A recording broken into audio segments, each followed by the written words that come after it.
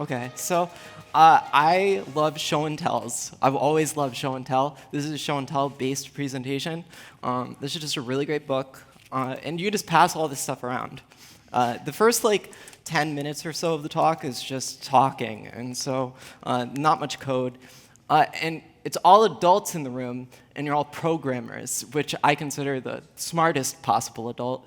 And so this is expensive, but I trust that you all won't touch the gold pins, but you can touch every other part of it, and I trust I'll get it back by the end. But please pass it around. I think that getting hands-on with brain computers adds a level of realism to the technology, which I'm trying to get across, because this technology already exists.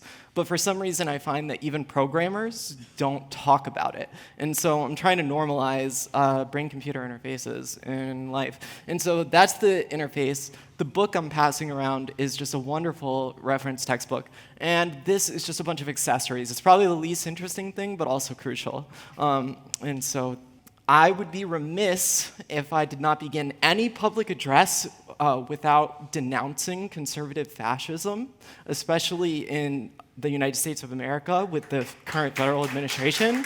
And so I kind of feel like it goes unsaid a lot of the time because reasonable, rational adult human beings kind of don't think that we need to state the obvious a lot of the time. But I'll be getting into why I think it's a little bit necessary to state that out front.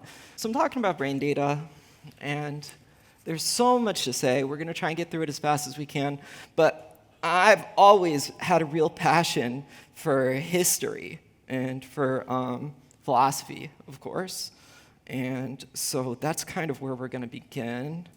I'm going to try and run through the history as fast as we can. And also, I'm breaking all of the rules of presentations, in a sense, because I'm putting a ton of text on the screen. I don't expect you all to read it. It's pretty small in a lot of places, but it's recorded, the talk, and so we can all go back and watch it.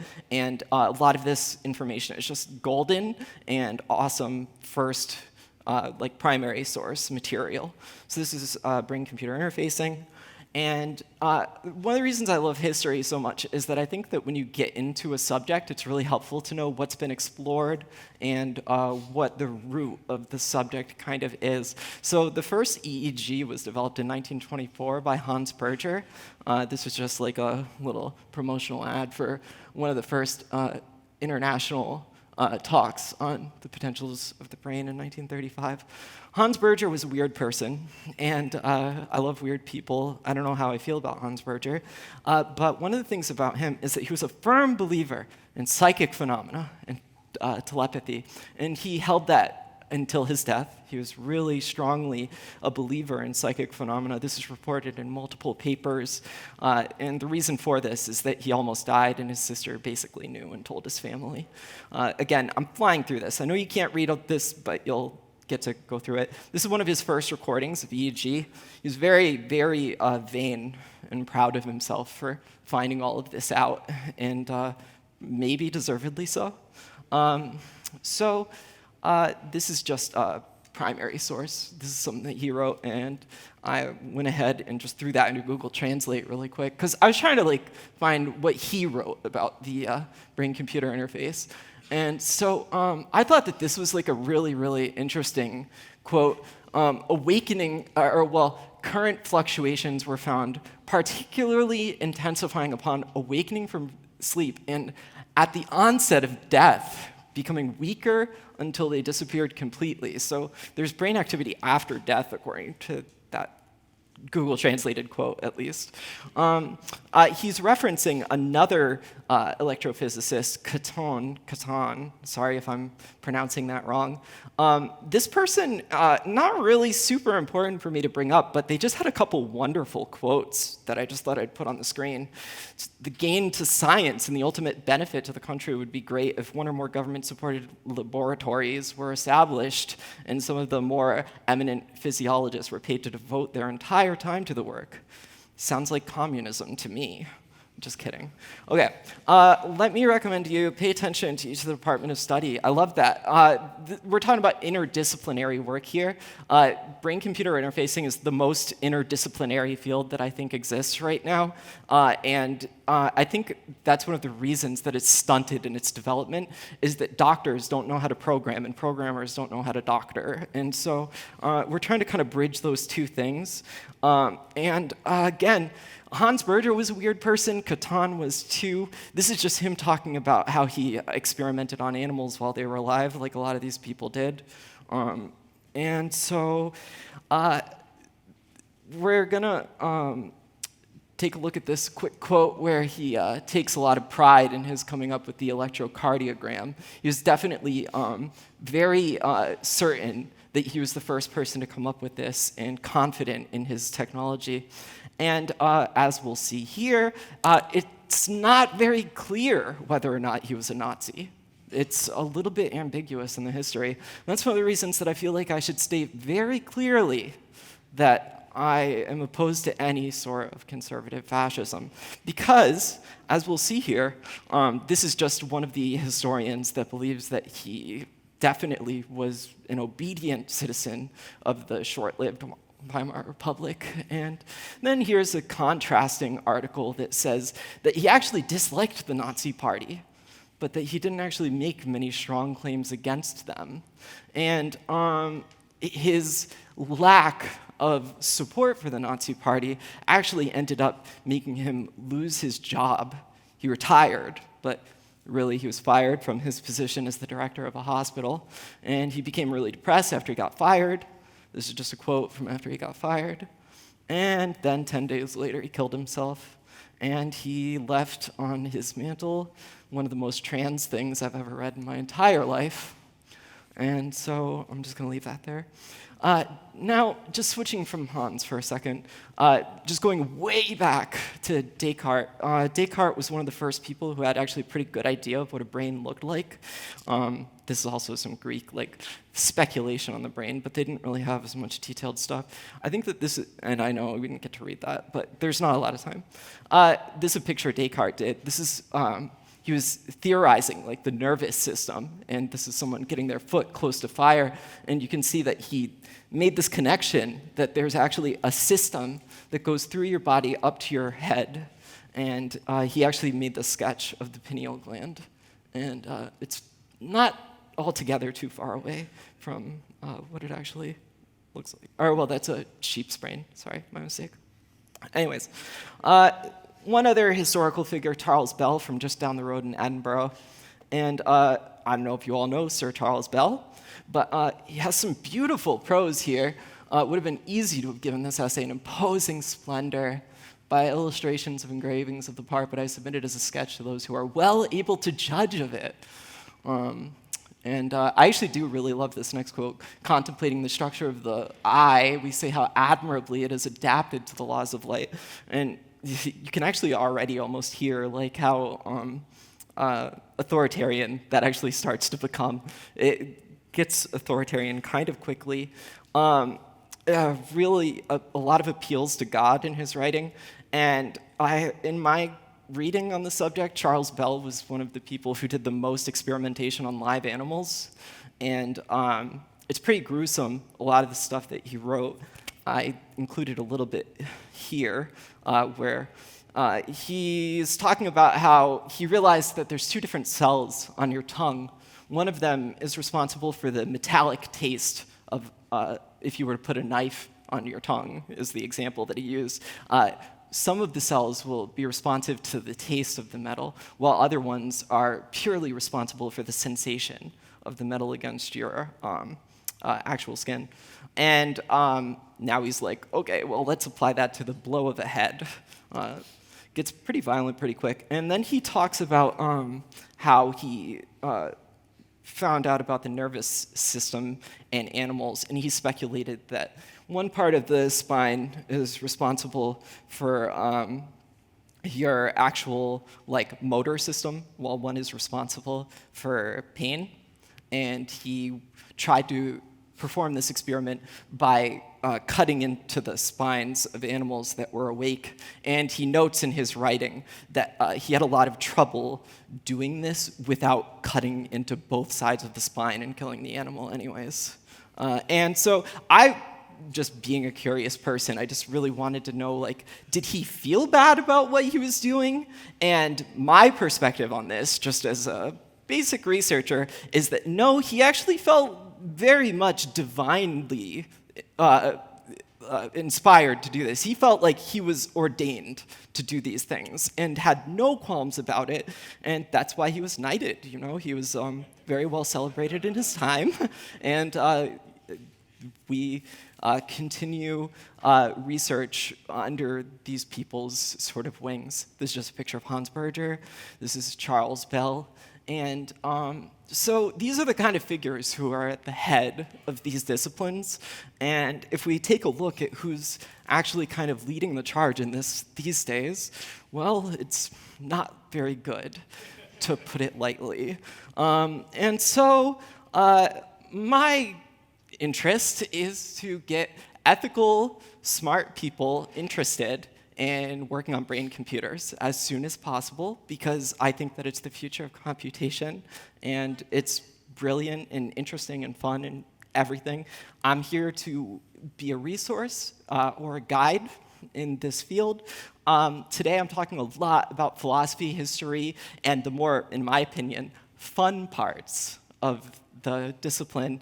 I did recently, just about 2 weeks ago, get to do a talk for the Clojure community, and I went deep into the math and the science part of how this works. So if you're interested in that, you can check out that unlisted YouTube video.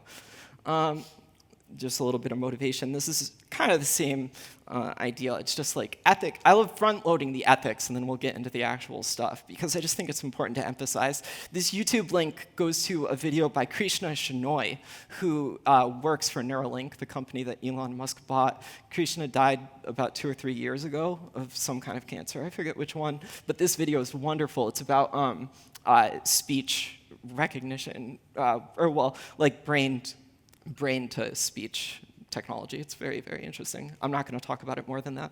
Okay, what's a BCI? Because a lot of people don't even have like an idea. Like, I think that the Matrix is probably the first thing that comes into people's minds.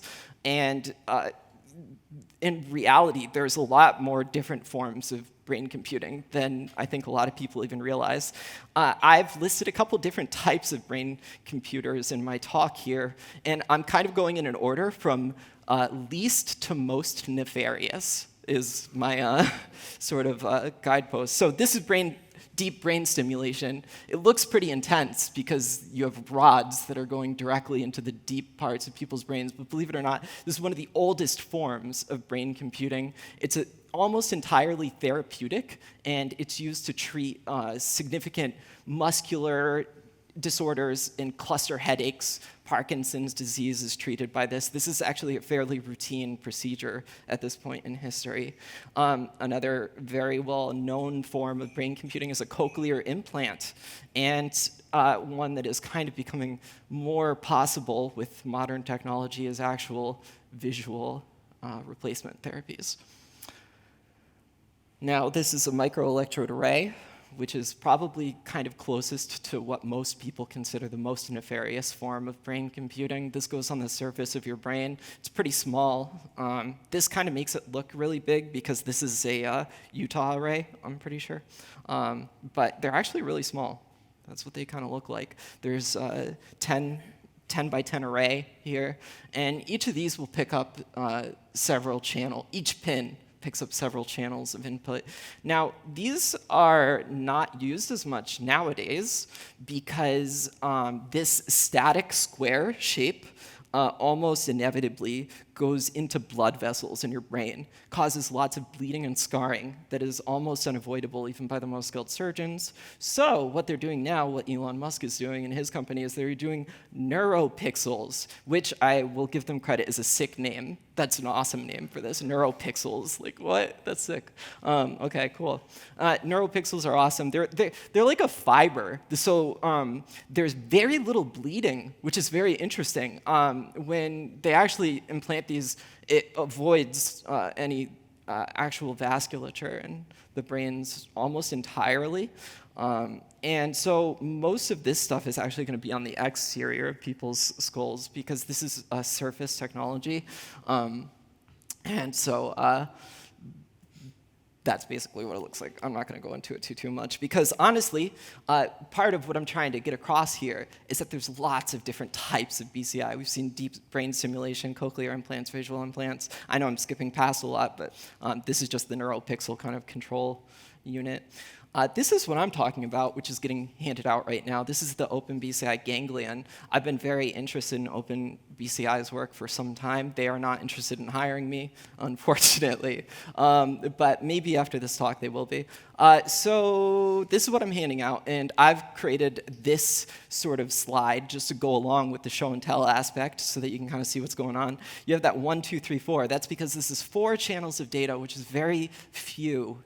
That is not a lot of information to deal with. However, it's a lot more channels of data for brain interfacing than I had previously, so that's cool.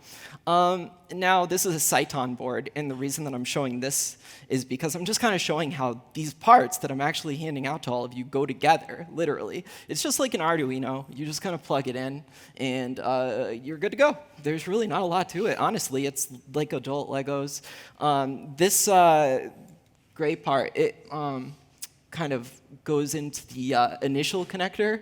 So the rainbow connector goes into the board, the gray connector goes into the rainbow cable, and the electrodes go onto the actual cap itself. And my board that's getting handed out is a 4-channel board. This Cyton board is 16 channels. So this setup right here is like all 16 channels, but I don't have the opportunity to do that just yet. I have to like kind of choose the placement on the head. Now, they are wireless, actually, which kind of surprised me. I thought they'd be wired, but this is the ganglion connector, just a simple USB. Cyton connector is a little bit more advanced. OK. I also consider traditional computers brain-computer interfaces because you're interfacing with your brain still, but you just have a 2-thumb bandwidth, essentially. All a brain-computer interface is doing is increasing the rate at which we can interface. So the actual underlying computation does not change. And this is my beautiful computer at home, by the way. Built it myself, thank you. OK, this is me stealing structure and interpretation of computer programming, where he says, what is computer science? It's not about science. It's not about computers. Well, what is brain-computer interfacing? Well, it's not really about computers. It's not really about brains. It's really about the interface aspect. Because we are not just creating hardware that can record biosignals, and we're not just translating signals into functions or anything like that. It's actually like the whole system in between the brain and the computer that we're interested in, and that's what I'm talking about today. I actually regret leaving these slides in here just because I don't think it's super relevant, but I didn't take it out in the end. So this is just a little bit about me, a little bit. And I really love this quote from Jonathan Wolpaw. The distinctive property of BCI research and its development is that it's inherently and necessarily multidisciplinary. As someone who went to school for music and philosophy, I just really believe in a liberal, interdisciplinary approach to everything, personally. And with brain computing, that's especially important because the field, like I said, is so filled with expertise in different domains, and nobody feels quite comfortable having opinions about other people's domains. But we kind of have to start feeling more comfortable as programmers talking about other disciplines. Because, well, this is a whole anecdote that I love going into that I'm not going to fill out completely, but philosophy used to actually be divided into gym, medicine, art and politics, essentially. I hope I got that right. And then those things kind of, no, I didn't get it right, because mathematics it's like math, physics, gym, art. That's what it was. And then so like throughout time, physics turned into like different schools of thought. And that's like what division of labor is. It's this like, the expertise becomes so great that you have to specialize, and the disciplines widen to the point where no one person can be a generalist in any field. But it's my opinion that the opposite is happening in the world right now, and that every single domain is turning into programming. And that's really important. Okay, so the multidisciplinary nature of BCI, again, this is the book that's getting handed out, focusing on this multidisciplinary nature. We have to break out of these like very strict specialization fields, because there's a lot of things that go into this, and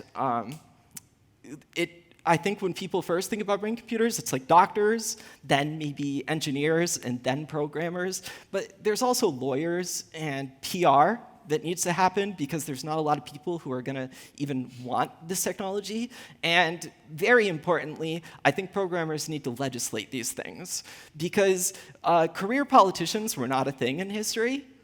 All politicians had a trade, and they served a political post for a time. And that is how it should be with this technology, is that there shouldn't be a career politician making a decision about this technology, but rather the people who develop the technology should be sharing their views. Now, typical citizens should have a say on how it's implemented, but probably not how it's designed or legislated. Okay, this is in the Rajesh P. Rao book that's getting handed out. I took out from the table of contents what I think are the most important things for programmers to learn about brain-computer interfacing. If you want to like get into this field, if you want to do things with brains, these are kind of the fields. And I even like kind of separated it by like the importance factor. So signal processing is obviously going to be one of the most important things that we're looking at in brain computing, because it's all about signals. And I'm going to speed up here just because there's so much stuff I want to get to. I colored it to make it a little bit easier. Now I'm saying, okay, well, these are actually the most important things of everything here. Ethics got kind of pushed asunder, but it's still on there. Okay. I should talk about EEG montaging. Okay, I'm not going to. Okay, this, you should watch the Clojure talk if you want to learn more about basic neuroscience. Very, very interesting. This is the assembly language of what turning a digital signal into, or turning a biosignal into a digital signal is. I do just want to pay attention to that leaky bag of charged liquid. I really love that description of a neuron. Because it's just like not a typical way of describing something, I think.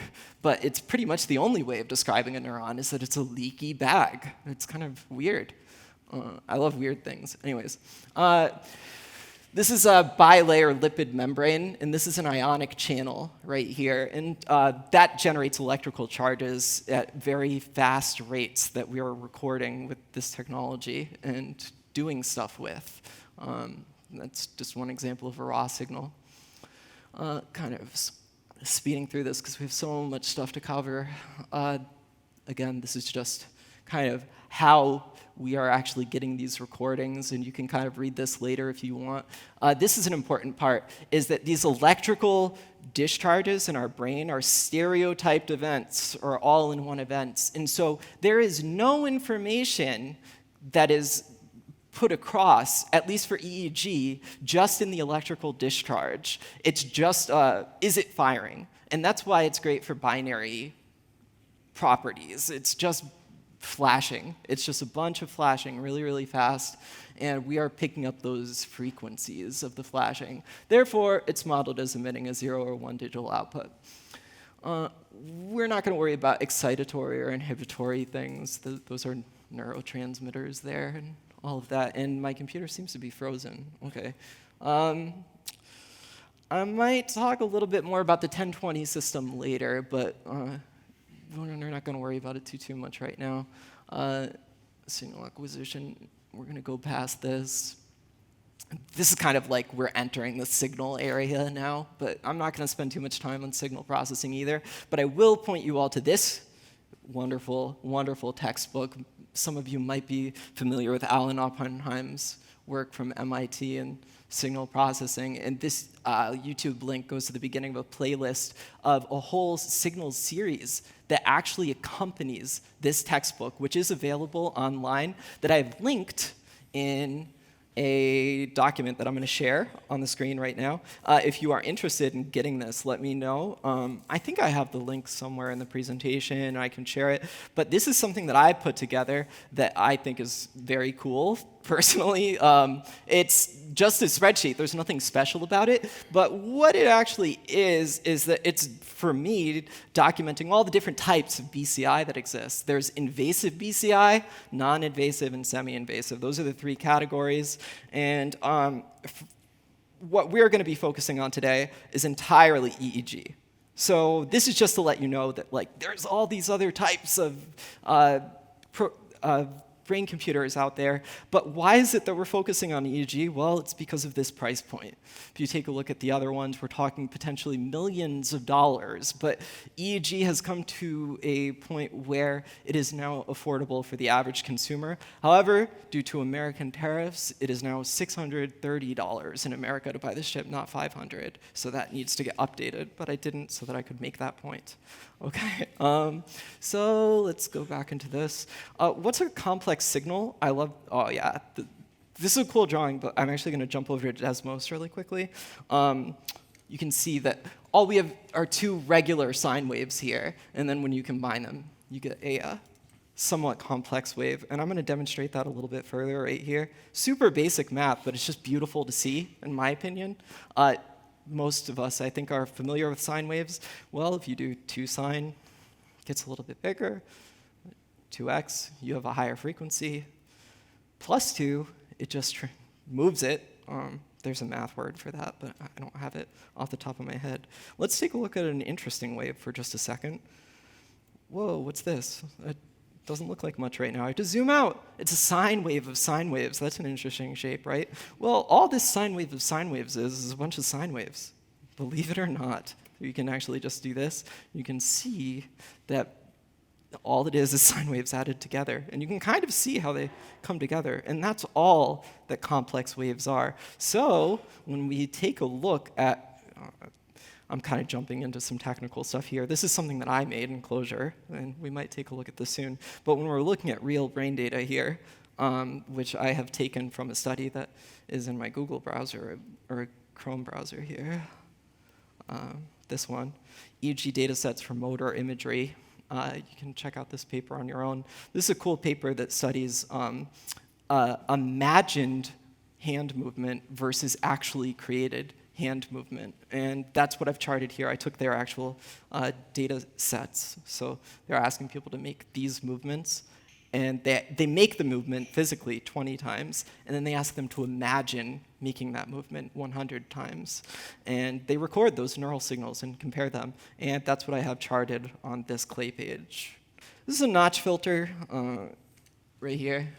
Notch filters are super good for getting one frequency. And filters in general are really good for cleaning up signals. You can see that this is an eye blink that a filter is used to even out the wave so that we're getting rid of noise in the signal. And this is how machine learning is applied to some handwriting. People imagined writing out characters, and with some machine learning magic, we were able to classify. This is all in the Krishna Shenoy video. Thank you for putting that there. We were able to classify the actual neural signals for these characters. And this is actually like 20 dimensions that have been reduced to 2 dimensions. So you see that the caret, which represents a space, and the x and the y are overlapping on this 2-dimensional plane. But if you jump to 3 dimensions, they're actually separated, which is very interesting. And it's more than 3 dimensions. It's about like 20 dimensions. So it's pretty intense stuff.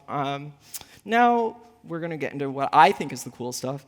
What I've been passing out is the Open BCI hardware. And they have done a wonderful job of including firmware on the device, so you don't have to worry about it at all. And they have the BrainFlow API, which is amazing. And I've been thinking for a really long time that it would be a very cool thing to be able to do BrainFlow and Clojure, because you can see that BrainFlow has been brought over to a lot of languages, including Java. And so why not Clojure? And so that is what brought me to make BrainFlow.